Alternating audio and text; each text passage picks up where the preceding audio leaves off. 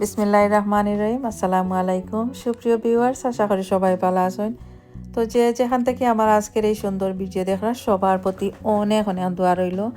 আর এই তো নতুন একটা রেসিপি নিয়ে আইছি, আশা করি সবার ভালো লাগবো যারা কুকিং ব্লগ ভালো পান।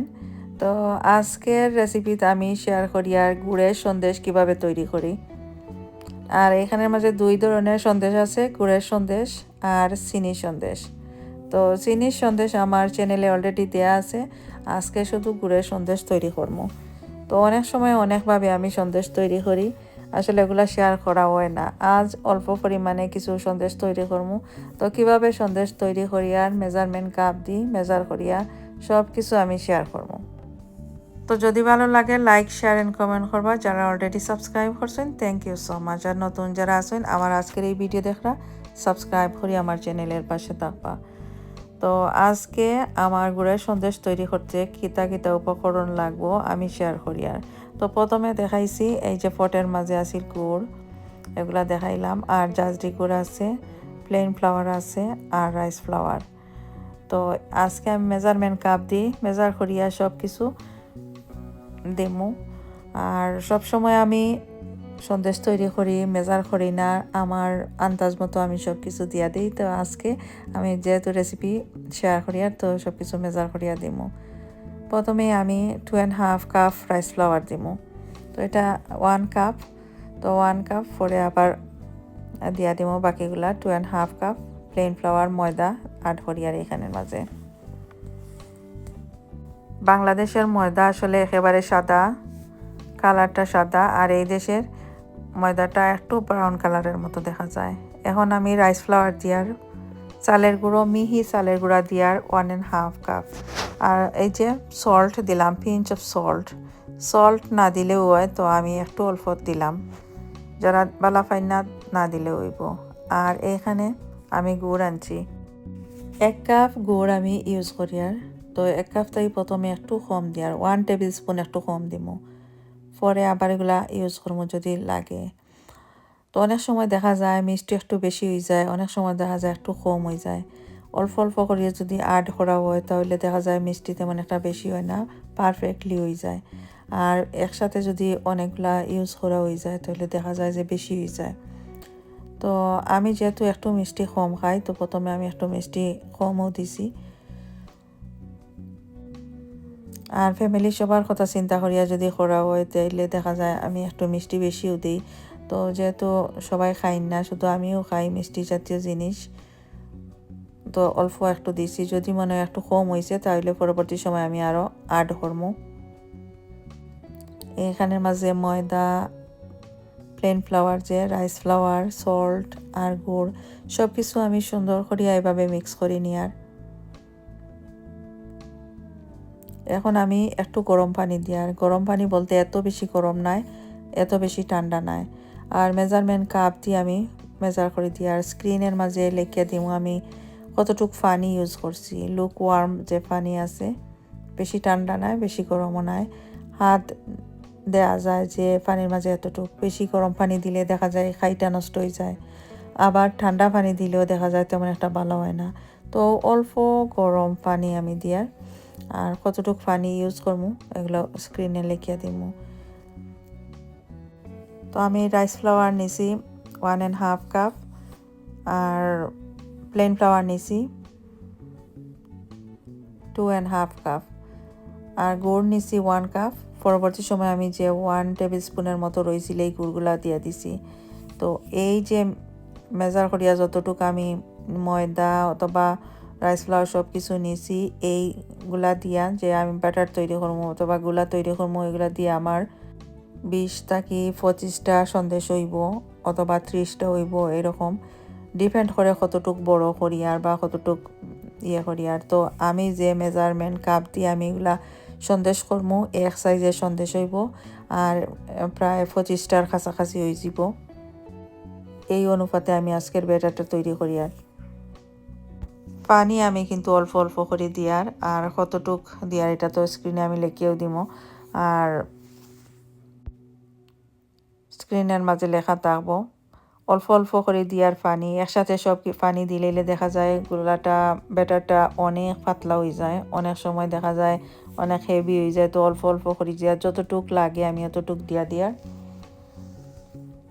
আর অনেকটা সময় নিয়ে আমি এই গোলাটা রেডি করি। আর কারণ দেখা যায় যে বেশি সময় ধরিয়া যদি এটা মিক্স না করা হয় তাহলে সন্দেশটা তেমন একটা পারফেক্টলি ফুলিয়া উঠে না।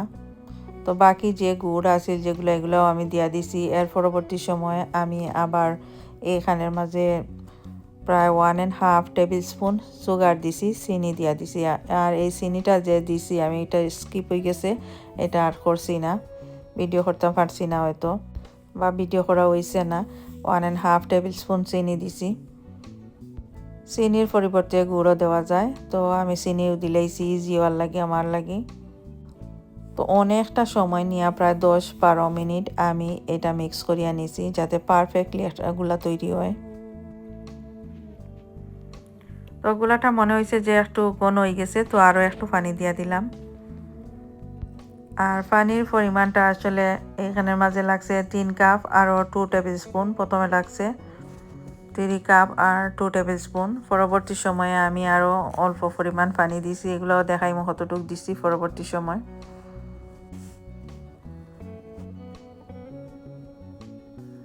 আজকের এই সন্দেশ আমি করার পরে দেখছি খুবই টেস্টি হয়েছে, পারফেক্টলি সব কিছু হয়েছে। তো এখন আমি এই মিশ্রণটা খাবার করিয়া কাবার করিয়া 30 মিনিটের লাগি রাখি দিব। অনেক সময় দেখা যায় আমি 1 আওয়ার 2 আওয়ারের লাগিও রাখি দেই, সময় যদি থাকে। যদি সময় না থাকে অ্যাটলিস্ট 30 মিনিটের লাগি এটা কাবার করে রাখলে দেখা যাব পারফেক্টলি হয়।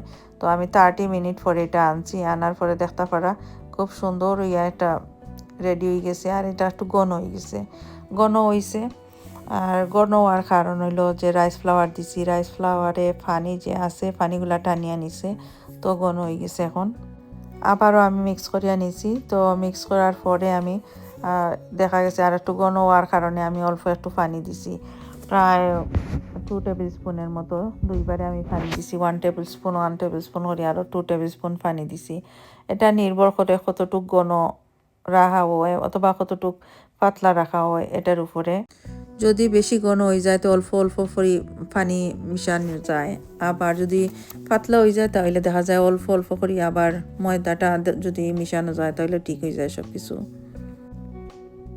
এই যে কড়াই দেখতে পারা, কড়াইটা লোহার কড়াই, তো এটা আমি অনেক গরম করিয়া নিছি। প্রথমে গরম করিয়া নেওয়ার পরে আমি তেল দিছি, তেলটাও গরম করে নিয়েছি। তারপরে আমি তেল ঠান্ডা করে রাখি দিয়েছিলাম, এখন আবার গরম করিয়া। আর এই যে মেজারমেন্ট কাপ, এটা হলো 1/4 কাপ, এটা ইউজ করবো আমি।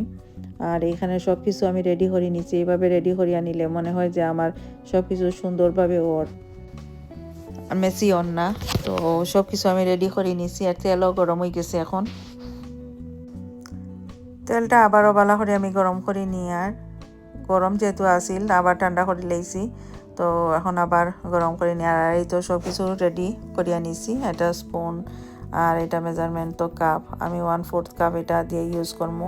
অনেক সময় দেখা যায় আরও ছোটো কাপ দিয়েও করি, কোন সময় দেখা যায় এইটা দিয়েও করি। এটা দিয়ে করলে পারফেক্টলি বড় সাইজের একটা সন্দেশ হয়। ছোটো সাইজের করতে হইলে আর একটু অল্প পরিমাণে কমাইয়া দিবা। আর এই জন্য একটা স্পুন ইউজ করি, আর ইজি ওয়ার লাগে এটা তোলার লাগি।